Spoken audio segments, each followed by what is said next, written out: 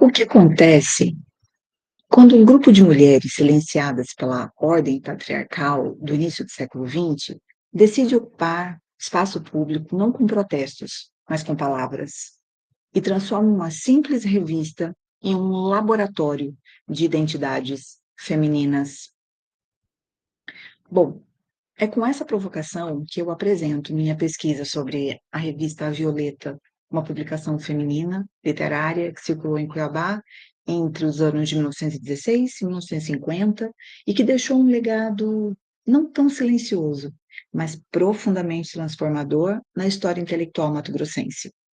O objetivo dessa pesquisa não é apenas mapear discursos, mas compreender os modos pelos quais o impresso feminino contribuiu para a construção de identidades e papéis sociais atribuídos às mulheres na primeira metade do século XX.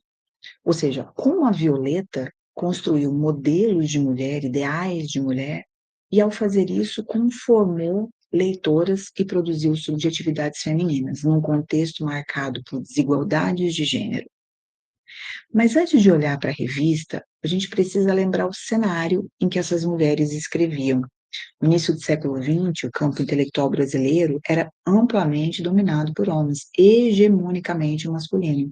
As mulheres, mesmo as mais instruídas, encontravam barreiras concretas para se afirmar como escritoras, como educadoras, como pensadoras públicas. Ainda assim, muitas delas romperam essas fronteiras e construíram trajetórias marcadas por coragem e persistência. As redes de sociabilidade intelectual, como nos lembra Ângela Maria de Castro Gomes, elas foram decisivas para legitimar essas trajetórias. Esses espaços onde circulavam ideias, afetos, reconhecimento e, sobretudo, poder. Nada se faz sozinho. A inserção intelectual é sempre tecida por vínculos. E a Violeta é um desses espaços de vinculação, de troca e de legitimação feminina. E aí, na pesquisa, emergiram três grandes categorias, que eu vou apresentá-las aqui. A primeira é a mulher intelectual escritora. A revista ela constrói a figura de mulher que pensa, que escreve e que intervém no mundo, características de intelectuais. Nesse projeto discursivo, a palavra feminina ela passa a ter autoridade, tomando a escrita uma ferramenta de emancipação.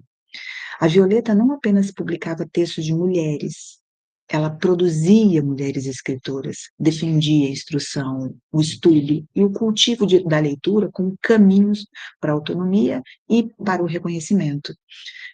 Uma segunda categoria que era recorrente, que emergiu na pesquisa, é a de mulher patriótica, patriótica. A segunda categoria ela vai revelar um aspecto político. A revista ela convoca as mulheres à cidadania. A leitora é apresentada como responsável pelo fortalecimento moral da pátria, pela defesa dos valores republicanos e pela formação de uma sociedade moderna. Ser patriótica, para a Violeta, é assumir um lugar ativo no desenho do país, na formação, na constituição desse país republicano. Um discurso inovador para um período em que a própria cidadania feminina ainda estava muito em disputa, era marcadamente disputada. E a terceira categoria era a de mulher educadora, civilizadora. Aqui a gente encontra uma categoria muito mais densa e recorrente. A mulher é representada como um núcleo irradiador da cultura, aquela que educa, que instrui, que corrige, que guia e civiliza. Ela é responsável por todo esse cabedal de características. A maternidade ela vai aparecer como um projeto pedagógico, né, sendo o lar como espaço de formação moral e o trabalho feminino como garantia de dignidade e subsistência e respeito pela, por sua representação. É um discurso que combina tradição e modernidade, moldando identidades femininas a partir da expectativa social, de expectativas sociais, né? Mas também de possibilidade de agência de protagonismo. E o que que esses resultados eles nos mostram, né? Que a Violeta, ela foi muito mais do que um periódico, ela foi um dispositivo de formação feminina, funcionando como um instrumento educativo, moral, político. E a revista, ela construiu o modelo de mulher e, ao fazê-lo, ela contribuiu para reorganizar as representações femininas naquele Mato Grosso da primeira metade do século XX.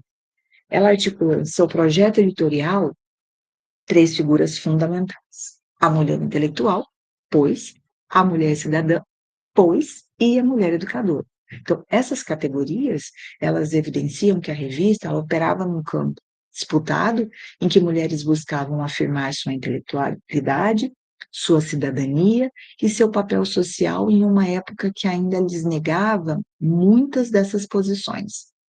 Bom, em síntese, o que que este produto, este pitch vai demonstrar, né, vai trazer à baila? Primeiramente, esse objetivo de pesquisa, né, de compreender como que o impresso produziu identidades e representações de mulher, um recorte temporal preciso, que é demarcar 1916 e 1950, o de circulação da revista, e que trouxe uma análise bastante clara dessas representações, as três categorias analíticas, que são derivadas do corpus utilizado, 1916 a 1950, e os resultados que demonstram essa agência, né, de imprensa feminina na formação cultural mato-grossense. E se, ao revisitarmos a Violeta, a gente descobrir que ali estava em curso, de maneira silenciosa, mas persistente e bastante sofisticada, uma pedagogia da mulher moderna, elaborada por elas e para elas. Então, esse é o convite da minha pesquisa.